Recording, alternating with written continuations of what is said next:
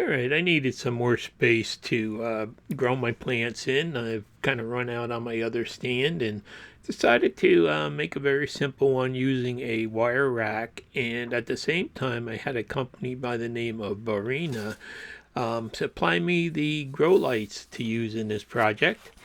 So this is going to be a quick look at the building the stand and how easy it was, and also the grow lights that were supplied to me.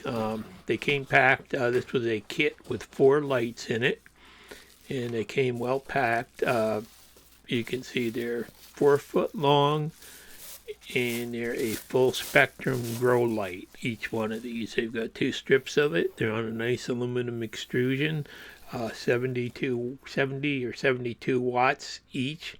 Come with a plug on them, a timer, so they can all be piggyback plugged one into the next and hooked up to the timer, and the time controlled. So I thought this would be a good test to put them through, and I'll monitor them during the growing season and also update as we go along.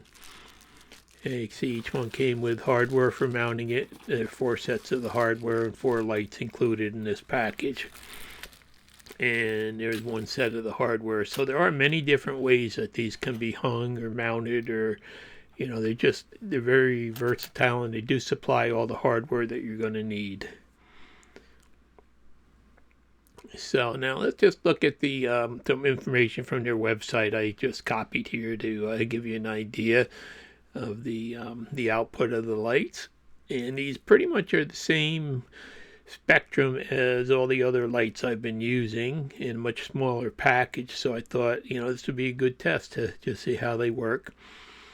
And they do come with all the hardware required when you buy the kit of them, so that's a really nice thing.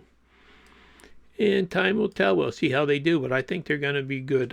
So far they look really good. And there's some more specs on them, and we'll see. So now what I did is about a week before this, I did go out to Costco and bought a rack to use. Just a simple pre-made rack, unlike that fancy thing that I built years ago. But this one's going to be easy.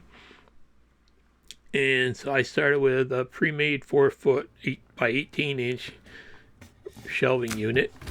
And it was, I think, $109 from Costco, but it does have a very heavy duty. It does have the wheels with it, and it also comes with 6 shelves, which I only used 4. You can see I put it together.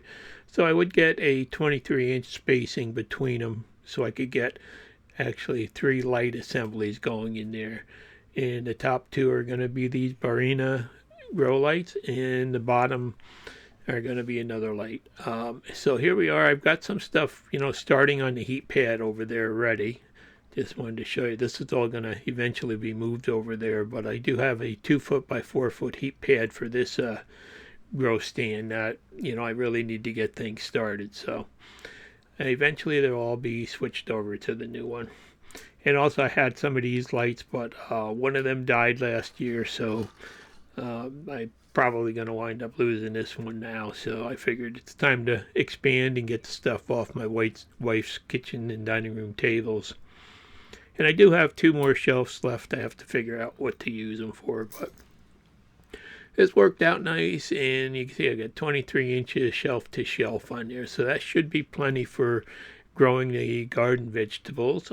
You might need it further apart if you're going to do house plants and stuff, but looks like it's going to work good. And on the bottom there, I do have a $300 Mars Hydro light that I have bought years ago. That's going to be the comparison thing. So there's really no comparison in the dollar value of them, but these lights do look like they should meet the same specs. And you can hook 4 of these in series. So I just put them on this shelf here to kind of space them out and get an idea of the actual amount of light and how it's.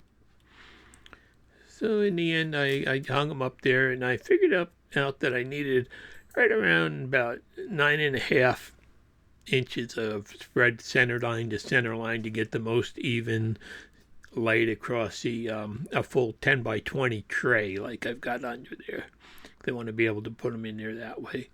and looks like 2 lights are going to be required for each shelf. So, and they do have a nice nice spread even at the lower level light distances there. So that's what I decided to go with. And when you mount these things, sometimes they can twist from the cords and stuff like that. So instead of just hanging them from the chains, I decided to just put these little brackets that come with it. That hardware is supplied. I'm gonna put them on a some pieces of 1/2 inch by 1/2 inch maple that I had down in the shop. I just cut to length. So I drew pilot holes for all the hardware to put it together.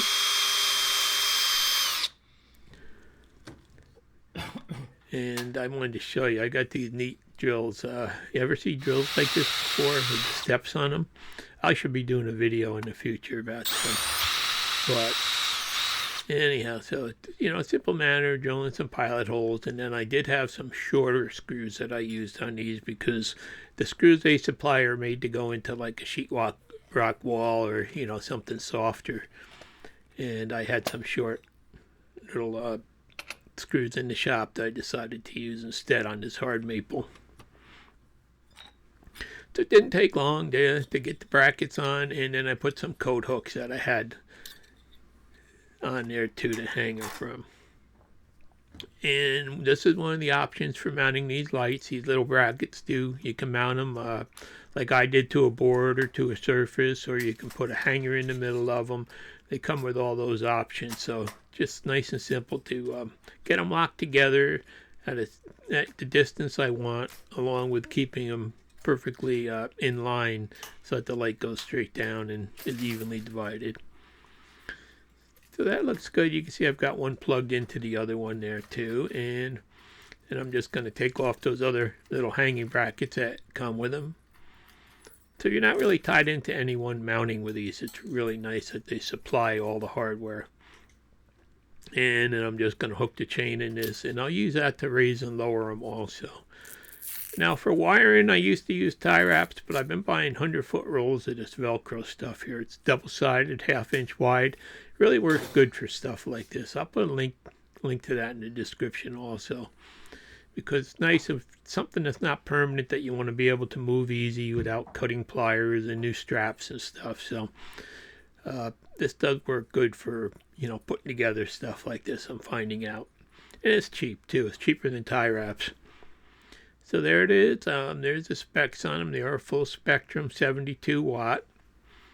And as I said, you can plug up to 4 of them in a row. I'm doing 2 on each level together, and they each have a switch on them also, so you can control, whether they're on or off on all of them. So let me just get that wrapped up, strapped in place. And a little bit of cellophane on the face of them to remove before it gets melted in place. And now I have a nice easy to roll around grow stand. This is really nice. I can move it wherever my wife wants it now. I don't have to leave it in her way. So I just picked an out of the way corner in the great room there that I'm going to put it in for now to get things going. And as you can see, we still got the wood stove running, and still got some snow out there, and the weather hasn't fully broken yet. But anyhow, I got this, this is pretty much set up, ready to go now. And I also have started moving some plants over, and I've got more over there germinating. And I also have a couple more heat pads on this one too that I'm starting some more things, and that's what the lights look like. You can see they do have some red LEDs in there too for the spectrum that they emit. So this is basically where I stand now and what it looks like. And I think they're going to work good. They really do look they look like they put out just as much light as the that big expensive light on the bottom. So we've got a comparison, and let's look at them. I'll turn on 2, and it's about 140 watts. That's about 70 watts each light that they do draw. And then I'll turn on the other 2, and I have all 4, so that goes up to about 280 watts. Yeah, so that's about 70 watts that they do draw. So it looks like they're accurately advertised. And light looks good on them, like it should be good. And like I said, only time will tell. And I do have other seeds starting over here on this old stand with the heat mat on it. That's going to be required also. But let's see, I got to go back and set the timer now. I did use this timer, and it's working good also once I figured out how to set it. And I'm going to save this extra hardware in case I ever want to move them or make a different stand or mount them or hang them somewhere else. And so time to get more seeds started. And as I said again, this heat mat really is required to start seeds. And then once they're started, I'm moving them over here. And there are 2 smaller heat mats I have down there. And I do have, these are some of my onions that I have started. I have 3 different types, some lettuce and basil and parsley there. And let's see what else we got. Let's go down here and got some marigolds. Those are on a heat mat. And then I've got eggplants that are sitting on those pots on a heat mat.